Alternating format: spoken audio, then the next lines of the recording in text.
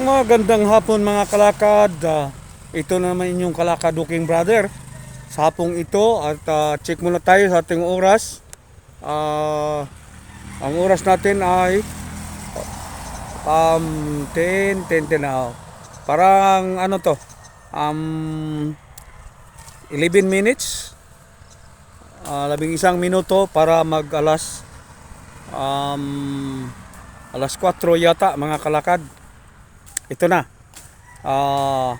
Ito na naman, dito na naman tayo sa yung tinagpas namin ng mga balinghoy. Yung sukat na lang itong tumubo, kusang tumubo na hindi na namin natanim. Pero dati-rati ito ay mga tinanim ng aking bayaw. Ngayon, ito na at dito kami kinukuha namin ang kanyang mga root crops.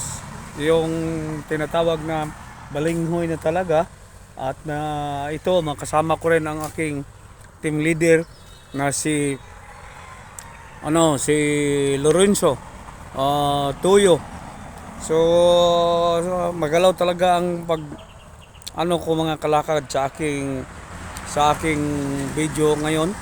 At ito ngayon ang inyong Duking Brother.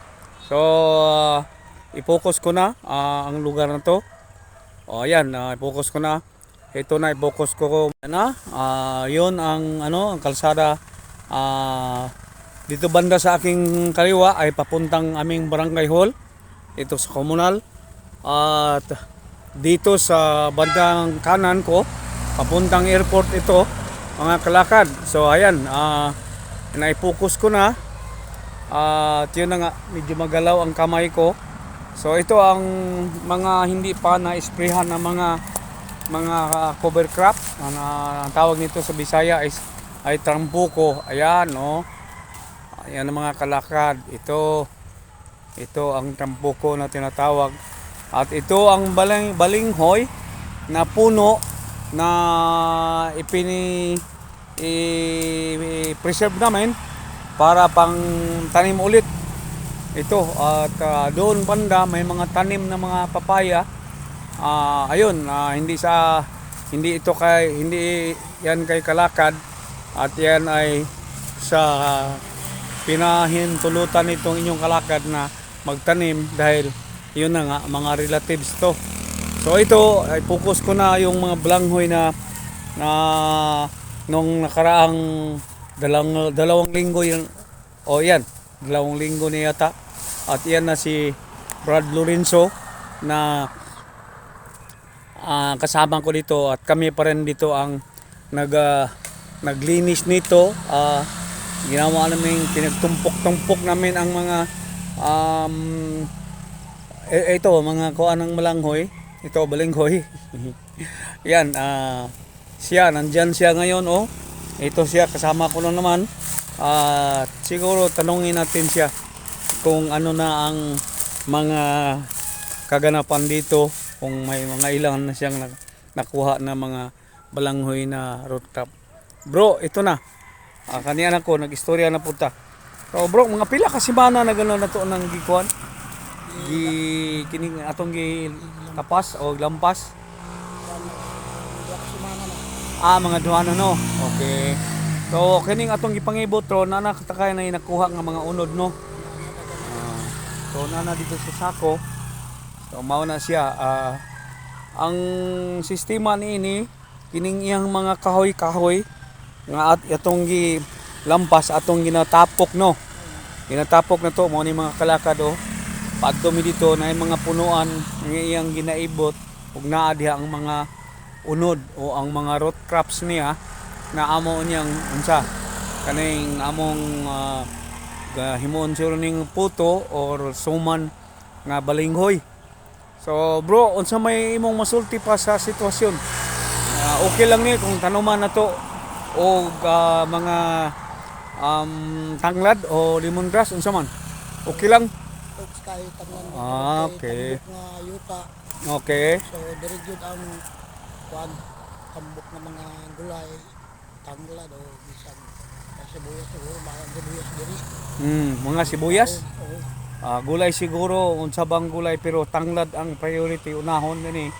Amo ni project nga atong target.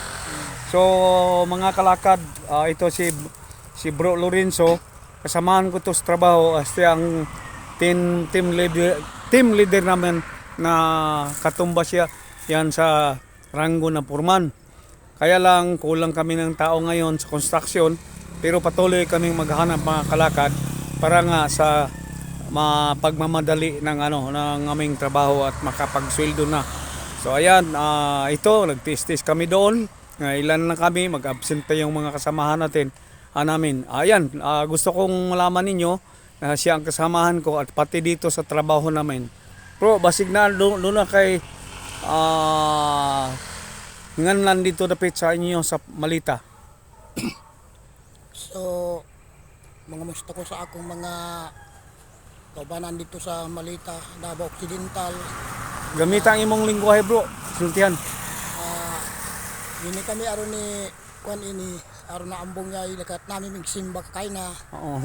So adila kami man may kung kami si bro adi tapok kami sa punuan na sila kayo nya tapos siya unod nan Putunta, sumanon.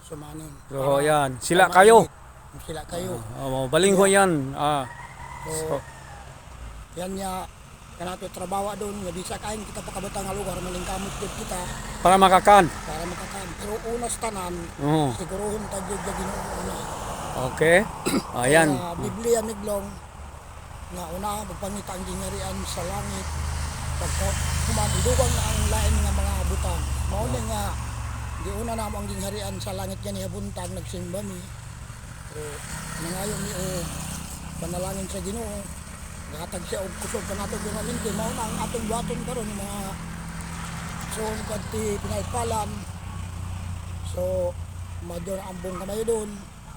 So paningkamot kamo bisan malisod-lisod ya kanatong lugar ng alpalan pero aon mangyapon na kwarta kung maningkamot ka. Yan. So aon sa ba. Ipahabol ko kung aong karsunada to magtrabaho. Pakadini. Madi dumalo ko na kadi nya magtrabaho kay kay dako yang trabaho ta. Nakulay trabaho namin awan ni kuan ni Wada kilas kanak. Nakulay ka namin trabaho aon so kinanglan pa kami sa utaw. Kung sinanya karsunada ka mayo to magtrabaho dumalo ka madi kay ako man ya right hand ni Ebro nga ipadala sa utaw. So dili man kita dili man kita stricto ya ada kamo kanakdaan at pinalpalan. Nga bisan ay na ko magtrabaho dili ako stricto sa pagdala sa trabaho. Okay. So, yala ipaabot ko kamayo kung singanya kalsunada kamay doon nga kadangag adon. Pwede dumalo ko mo di bisan tulo ka utaw upat ba? Kinahanglan nami na makatrabaho kami di hay may trabaho aon dili man malisod. So yanda siguro ipaabot ko kamayo madyaw na ambong kamayo doon.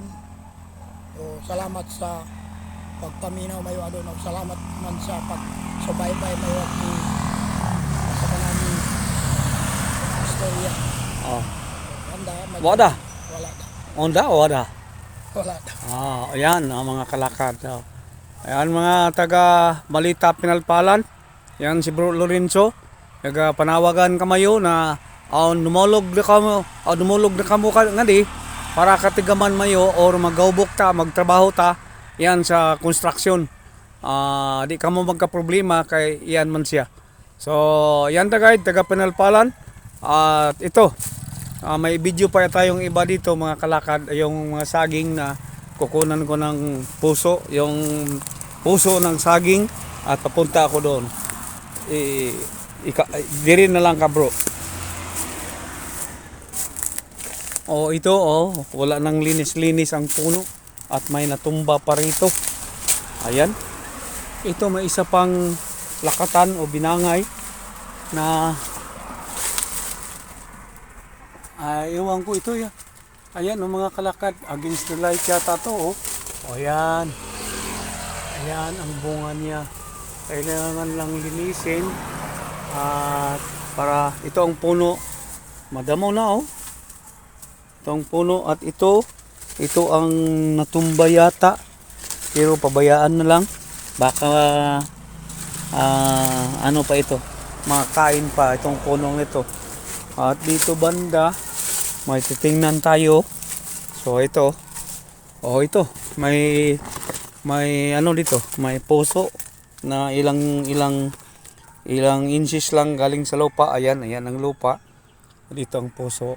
Kunin natin to ngayon ang puso para lalong lumusog itong saging na to.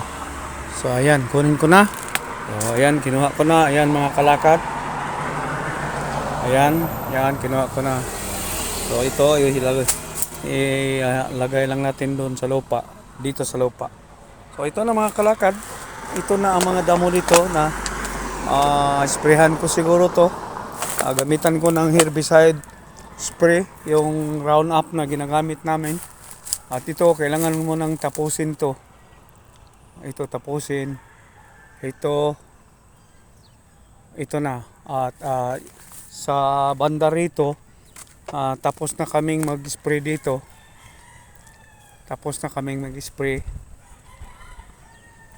Ito.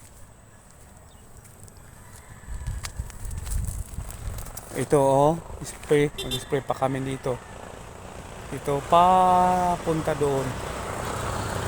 At dito kabila sa banda, may gitna. Ito ang na-sprayhan na. Ganito pa rin damo ito. Ang tawag nito cover crop. Ito banda. Ayan. Ito patay na. Taniman. 3D na ito para taniman namin ng mga lemongrass or tanglad. So ayan. Ayan na mga kalakad. Okay. Hangtod sa susunod na panahon sa ating video uli. At palagi ko kayong inaanyahan na kapag mapadaan kayo dito sa aking munting channel, ang pakiusap ko lang na please i-subscribe ninyo dahil nga malaking tulong na ito sa amin. Ito si Kalakad Walking Brother. Walking Brother Bro Lorenzo. So ganyan ang pagkuha. Tingnan nyo. Tama na siguro na bro. Pahulay na ta. Palihog na lang kong dala dito sa kon. So ayan, dagdag ko lang yon sa conclusion na ako, pero dagdag ko lang yon para kita ninyo kung gaano namin kinukuha galing sa puno ang kanyang sabihin nating laman. So hanggang sunod ulit. Magandang hapon mga kalakad. Ito na naman inyong Kalakad Walking Brother sa hapong ito. At check muna tayo sa ating oras. Ang oras natin ay 10 na. Parang ano to, 11 minutes, 11 minuto para mag alas 4 yata mga kalakad. Ito na. Ito na naman, dito na naman tayo sa yung tinagpas namin ng mga balinghoy. Yung sukat na lang itong tumubo, kusang tumubo na hindi na namin natanim. Pero dati-rati ito ay mga tinanim ng aking bayaw. Ngayon, ito na at dito kami kinukuha namin ang kanyang mga root crops. Yung tinatawag na balinghoy na talaga. At ito, makasama ko rin ang aking team leader na si Lorenzo Tuyo. So magalaw talaga ang ko mga kalakad sa aking video ngayon. At ito ngayon ang inyong Walking Brother. So i-focus ko na ang lugar na to. Ayan, i-focus ko na. Ito na, i-focus ko. Thank you for watching. Please like and subscribe for more Kalakad vlogs. Kindly click the bell button for updates.